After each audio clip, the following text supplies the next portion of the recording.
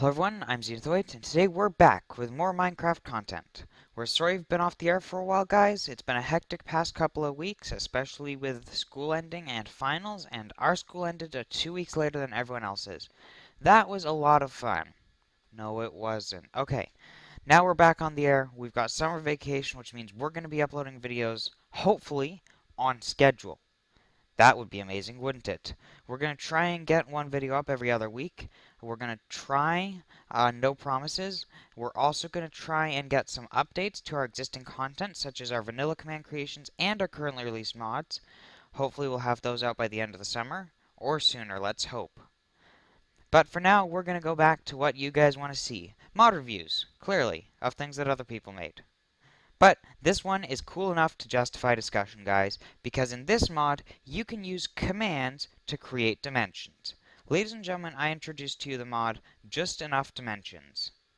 There's literally nothing I can show about this mod without just plain creating a dimension and going there using commands. So let's get into it. This mod revolves around creating and destroying dimensions using commands. You can customize your dimensions in various ways, and we're going to do that in this video, and we're going to customize it, and we're going to make an entirely weird dimension that confuses everyone. And here's how we do it. To start with, we want to type /jed. This is, of course, an abbreviation of the mod's name, Just Enough Dimensions, and we're going to want to do space dimbuilder.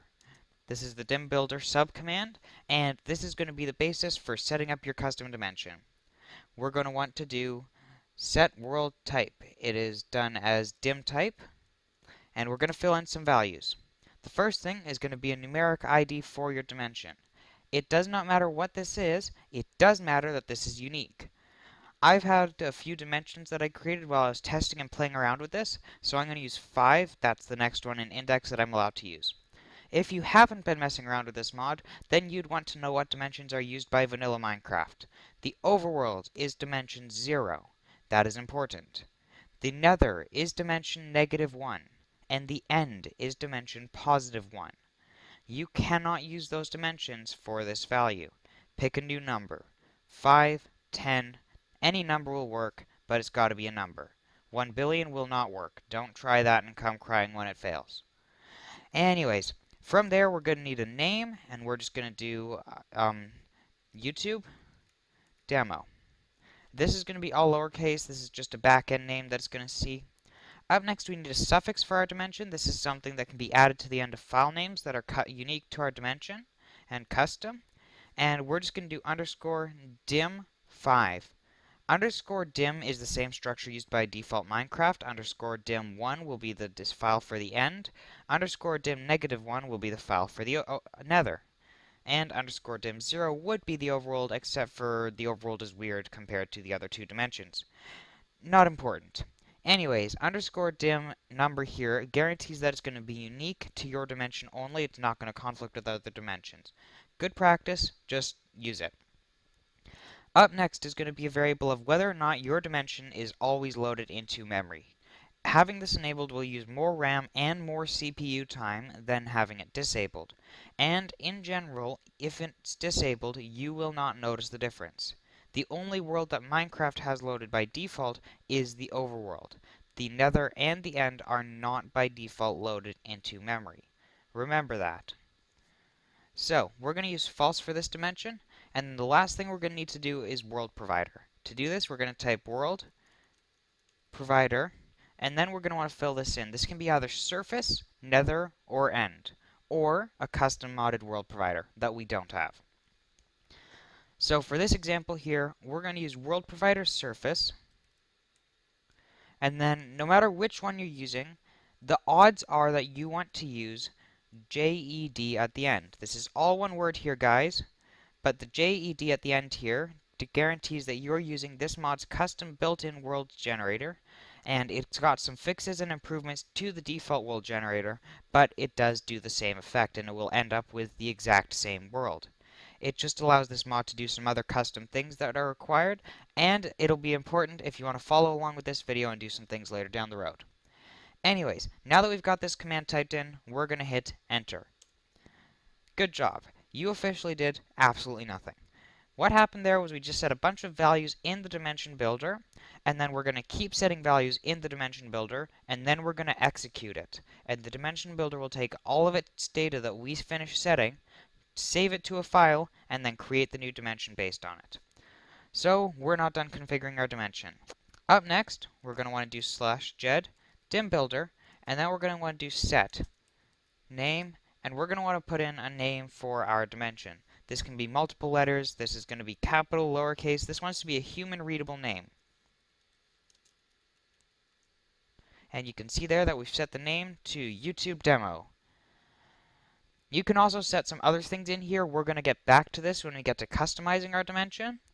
But for now, we're going to just save our dimension. It's going to be very basic. It's going to look exactly like the overworld. So I want you guys to remember that we've got this sign here, and maybe we'll build a beacon here so that there's something big and obvious to distinguish the overworld from everything else. I also have Biomes of Plenty installed, and that was just so that we could use some of the dimensions from Biomes of Plenty when creating our custom dimensions. So that's going to be fun a little while later. We'll maybe cover that near the end of this video.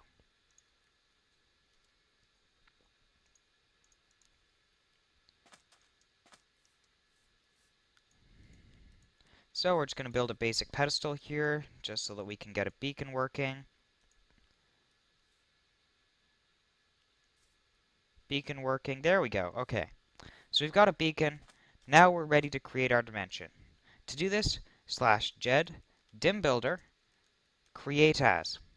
Here you're going to need to put a number after that, and I'll give you a hint. This should match the number that you put in as the dimension ID earlier.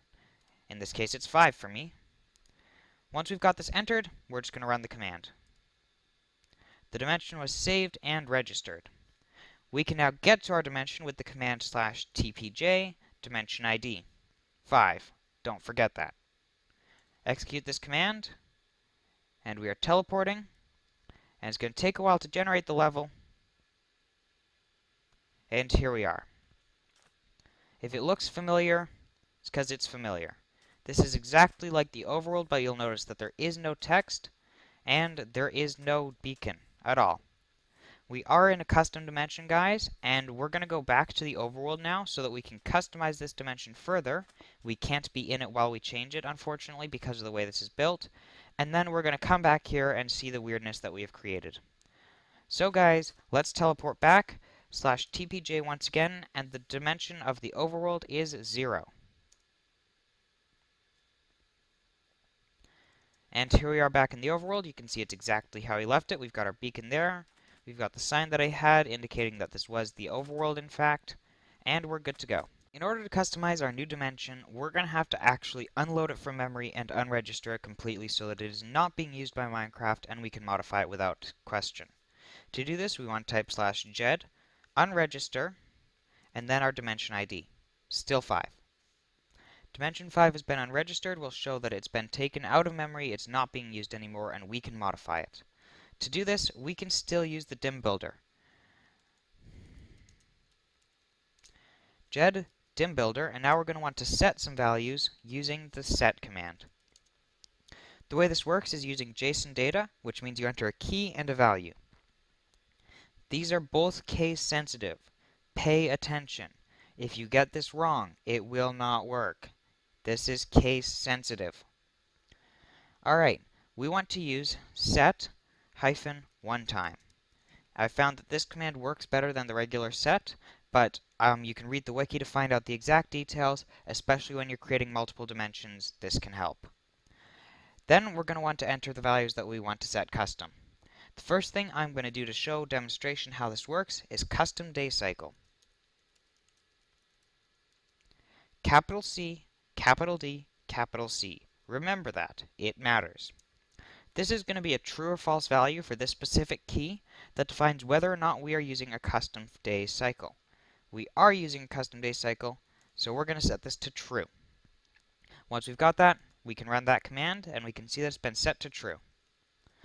With a custom day cycle being used, we're going to have to define what a custom day cycle looks like. To do this, we are going to set-onetime day length. We're going to set this in Minecraft ticks. There are 20 ticks in one real-world second, and a Minecraft day is 20 minutes long. If you want to do math to figure out how long that is, go for it. I'm going to set this to 200 ticks. We're going to want to do the same thing with night length. Only we're going to spell length right this time. I want the night to be longer than the day, so I'm going to set this to be 1000. So the nighttime is going to be 5 times as long as the daytime. Why? No reason at all. Okay, we've got our day-night cycle set, but we can still modify some other things. So we're going to. This time we're going to set one time still, and we're going to enter fog color. American spelling of color, no U in there. What can you do? Anyways, this is going to be a hexadecimal value, so it's going to look like number 1, number 2, number 3, and F is going to replace 15. So in other words, the first number we enter is going to define the red. How red is it going to be? I don't want the fog to be red, I want it to be green, so we're going to put 00. Next up, we have green, because this is an RGB structure, red, green, blue, and we're going to set this to FF. FF is hexadecimal code for 255. If you want to do hexadecimal conversions, you can Google it and you'll find all the converters in the world for you. They make it really easy. It's nice. You don't have to deal with it. You can even find systems that will tell you what color each hex code refers to. Last number here is going to be B, or blue value. And we don't want this to be blue, so we're just going to set this to 00. We've got this set up. We're going to run the command. There we go. We've got green fog. We're not done. We're going to set the sky color too. We're going to set the sky color to be FFFF00. R is set to maximum, G is set to maximum. I feel like I should know what color that should create, except the primary colors, if I remember from elementary school and kindergarten and preschool, are red, yellow, and blue, not red, green, and blue. Weird how that works, but it works. So we're going to run this command, get something weird. We're not done yet, because we're going to also set the cloud color.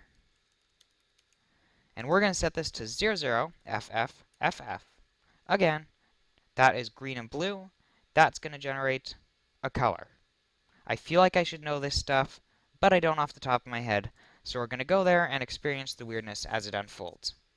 There's a lot of other flags that you can set and key values that you can modify, but we're not going to get into them for this video for the sake of time. If you guys want to find them out, there will be a link in the description going to this mod's wiki and download page where you can look at all the settings that you can possibly do. You can also type these settings directly into a JSON file if you're that kind of person and you want to do this ahead of time, so I'll send you there later. With all our values set, we're going to want to do /ged, dimbuilder, create as, number again. Once again, we're going to use 5, and it's going to create and register dimension 5 successfully. Once again, there's a beacon here, there's a sign that says overworld, and we're out of here. And here we are. So you can see here we have a nice long night cycle. You can see there's a green tinge around the edge. That's because our fog has been set to green. You can see our clouds are a kind of turquoisey blue. And here we are at daytime with a green sky. And you can see we got the blue clouds, we got a green sky. That's going really fast. It's a little bit glitchy. And there it goes down. And here we are back in nighttime. So you can see how all the values that we changed took total effect. Everything has been changed and this place has become very weird. There's still monsters, there's still everything else. So what else does this mod add? Oh, that's right, per dimension commands. If you want one dimension to be specifically creative mode, you can do that. If you want one dimension to be specifically survival mode, you can do that. But the main thing that we want is one dimension where there aren't creepers.